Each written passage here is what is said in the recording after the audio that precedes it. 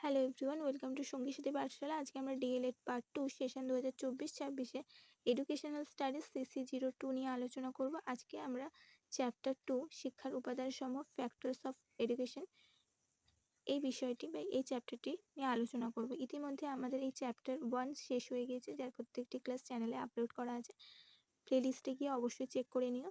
Chapter 2 এর ইতিমধ্যে 2টি ক্লাস হয়ে গিয়েছে। আজকে আমরা 3 নম্বর ক্লাস নিয়ে আলোচনা করব। আজকে আমাদের 3 নম্বর পর্বের প্রথম প্রশ্ন হচ্ছে, প্রাচীন শিক্ষা ব্যবস্থায় শিক্ষকের স্থান সম্পর্কে লেখো, অথবা প্রাচীন শিক্ষা ব্যবস্থায় শিক্ষকের স্থান কেমন ছিল। প্রাচীন শিক্ষা ব্যবস্থায় শিক্ষক ছিলেন শিক্ষার কেন্দ্রে। এই সময় মনে করা হতো জ্ঞান শিক্ষকের দিক থেকে ছাত্রের অভিমুখে প্রবাহিত হবে। এখানে শিক্ষক ছিলেন সক্রিয় উপাদান, শিক্ষার্থী ছিলেন নিষ্ক্রিয় উপাদান। এখানে শিক্ষার্থীর পছন্দ অপছন্দ, সামর্থ্য, আগ্রহ, প্রবণতা এই বিষয়ে কিন্তু কোনো রকমভাবে গুরুত্ব দেওয়া হতো না। বিষয়টি সম্পূর্ণরূপে অবহেলিত হতো। মূলত প্রাচীনকালে গুরু শিষ্যের কনসেপ্ট ছিল, যেখানে গুরু একমাত্র বলে যাবে, শিষ্য শুনে যাবে এবং সেটিকেই আত্মস্থ করবেন। আধুনিক শিক্ষায় শিক্ষকের স্থান প্রসঙ্গে লেখো। বর্তমান যুগে আধুনিক শিক্ষা হলো শিশুকেন্দ্রিক শিক্ষা। আধুনিক শিক্ষার কেন্দ্রবিন্দুতে কে থাকে? শিশু থাকে।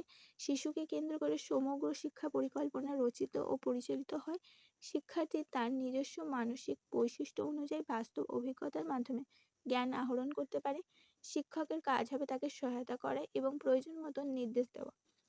অর্থাৎ আধুনিক অর্থে শিক্ষক হবে শিক্ষার্থীর নির্দেশদাতা।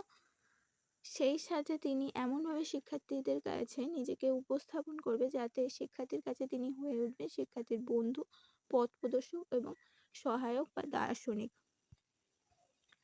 নেক্সট হচ্ছে, শিক্ষকের বৈশিষ্ট্য বলতে কি বোঝো? শিক্ষকের বৈশিষ্ট্য বলতে বোঝায় একজন শিক্ষক এমন কিছু গুণাবলী যা তাকে শিক্ষার্থীদের জন্য কার্যকর এবং অনুপ্রেরণাদায়ক করে তোলে। যেমন অগাধ জ্ঞান, ধৈর্য, সহানুভূতি, শিক্ষার্থীদের অনুপ্রেরণা দেওয়ার দক্ষতা, ভবিষ্যতের জন্য প্রস্তুত করার ক্ষমতা। একজন আদর্শ শিক্ষক কেবলমাত্র জ্ঞান দেয় না, বরং তাদেরকে পরামর্শ দেন, রোল মডেলের কাজ করেন, সহানুভূতি দেন, তাদেরকে আগামী জীবনে এগিয়ে যাওয়ার পথ দেখান। নেক্সট হচ্ছে, শিক্ষক প্রসঙ্গে বৈশিষ্ট্যের বিষয়টি আবির্ভাবের কারণ কি? শিক্ষকের মর্যাদাকে সর্বোচ্চ স্থানে বসাবার কারণ হলো সমাজ তার কাছে অনেক কিছু প্রত্যাশা করে। কিন্তু প্রশ্ন হলো যে কি প্রত্যাশা করে যা শিক্ষকের মর্যাদাকে সর্বোচ্চ স্থান দেওয়ার পক্ষে যুক্তিযুক্ত? শিক্ষকের নিকট সমাজের এই প্রত্যাশাগুলিকে পরোক্ষভাবে আমরা শিক্ষকের বৈশিষ্ট্য বলে থাকি। নেক্সট হচ্ছে, শিক্ষকের বৈশিষ্ট্যকে কয় ভাগে ভাগ করা যায়, কি কি? শিক্ষকের বৈশিষ্ট্যগুলিকে মূলত 2 ভাগে ভাগ করা যায়, ব্যক্তিগত বৈশিষ্ট্য আর পেশাগত বৈশিষ্ট্য। এরপরে হচ্ছে, শিক্ষকের ব্যক্তিগত বৈশিষ্ট্যগুলি কি? শিক্ষকের ব্যক্তিগত বৈশিষ্ট্যগুলি হলো 1. চরিত্র। শিক্ষকের চরিত্রবান হতে হবে। রোল মডেলের ভূমিকা পালন করতে হবে, মানে এমন একজন ব্যক্তি যাকে দেখে অন্যরা শিখবে। শ্রেণীকক্ষে তার বিশ্বাস, আচার আচরণ, বক্তব্য শিক্ষার্থীদের উপর বিশেষ প্রভাব বিস্তার করে। তাই শিক্ষকের আচরণ চরিত্র এমন হবে যা অনুকরণযোগ্য। নেক্সট হচ্ছে, পেশার প্রতি ভালোবাসা। শিক্ষকের পেশার প্রতি বিশেষভাবে আন্তরিকতা, ভালোবাসা থাকা দরকার। কেবলমাত্র অর্থ উপার্জনের জন্য শিক্ষকতাকে পেশা হিসেবে গ্রহণ করলে সেই পেশার প্রতি সঠিক দায়িত্ব পালন করা হয় না। এই জন্য বলা হয় একজন শিক্ষককে প্রথমেও শিক্ষক হতে হবে এবং শেষেও তিনি শিক্ষকই থাকবেন। অর্থের থেকেও বেশি নিজের শিক্ষকতার পেশাটির প্রতি ভালোবাসা দেখাতে হবে, নিজের আদর্শকে গুরুত্ব দিতে হবে। নেক্সট হচ্ছে, নিয়মানুবর্তিতা। একজন সুশিক্ষক প্রতিটি কাজে সময় অনুবর্তিত হবে, এবং সময়ের প্রতি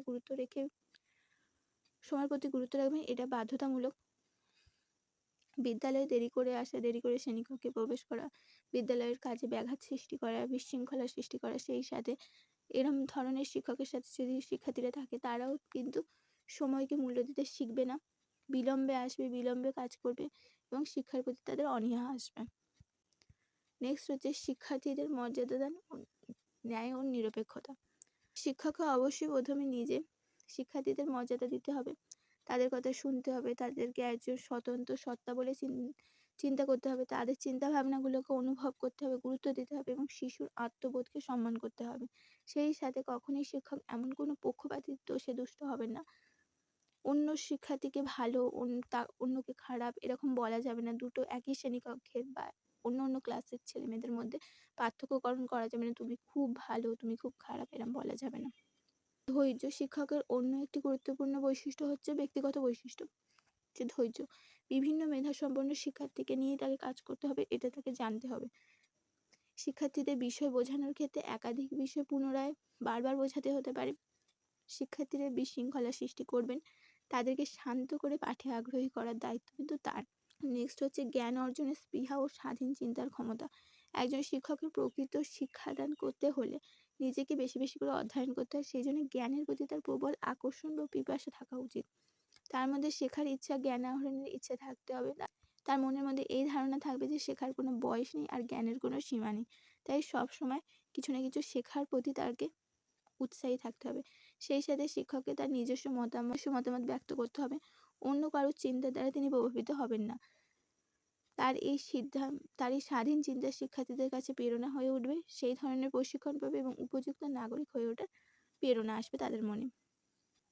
এরপরে হচ্ছে শিক্ষকের পেশাগত বৈশিষ্ট্য সম্পর্কে কি বলা হয়েছে বা শিক্ষকের পেশাগত বৈশিষ্ট্যগুলি কি। একজন শিক্ষকের পেশাগত বৈশিষ্ট্যগুলি হলো: 1. শিশুর প্রতি আগ্রহ।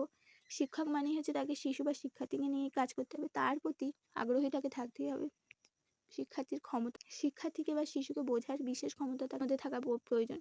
শিশুর ক্ষমতা, দুর্বলতা, সুবিধা অসুবিধা, কোন ধরনের পরিবার থেকে সে এসছে তার জন্য সঠিক পরিবেশ পরিস্থিতি রচনা করা, শিক্ষার কাজকে সহজ করে তোলা শিক্ষকের এটি অত্যন্ত গুরুত্বপূর্ণ এবং আবশ্যিক কর্তব্য বা বৈশিষ্ট্য। 2 হচ্ছে মনোবিজ্ঞানের জ্ঞান। শিশুর বিকাশ এবং সেই সংক্রান্ত সমস্যা সম্পর্কে অবশ্যই শিক্ষকের সতর্ক থাকতে হবে।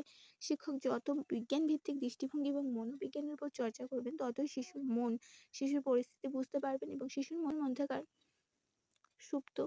সুপ্ত সম্ভাবনাগুলিকে প্রকাশিত করতে তাকে শিক্ষায় আগ্রহী করে তুলতে পারবেন। নেক্সট হচ্ছে পদ্ধতি সম্পর্কে জ্ঞান। শিক্ষক পাঠদান পদ্ধতি সম্পর্কে দক্ষতা থাকলে তবে তিনি অতি সহজে ছাত্রদের বা শিক্ষার্থীদের শিক্ষার প্রতি আগ্রহী করে তুলতে পারেন। অতি কম মেধা সম্পন্ন শিক্ষার্থীদেরও তিনি নিজের পদ্ধতিগত কৌশলের মাধ্যমে শিক্ষায় আগ্রহী, মনোযোগী ও মেধাবী করে তুলতে পারেন। নেক্সট হচ্ছে বিষয়ের প্রতি জ্ঞান।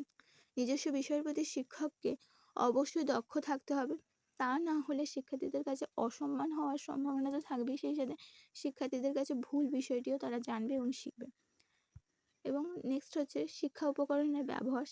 শিক্ষক পাঠদানকালে কি ধরনের শিক্ষা উপকরণ বা শিক্ষা প্রদীপন ব্যবহার করবেন, চার্ট, মডেল, মানচিত্র, সেই সম্পর্কে তার বিশেষ কৌশল বা জ্ঞান থাকতে হবে এবং কিভাবে অতি সহজে হাতের কাছে পাওয়া উপাদান দিয়ে পাঠ্য বিষয়বস্তু শিক্ষার্থীর কাছে উপস্থাপনা করবেন এবং আকর্ষণীয় করে তোলা যায় অতি অল্প খরচের মাধ্যমে, সেই বিষয়ে তিনি বিশেষ কৌশলী বা বিশেষ দক্ষ হবেন।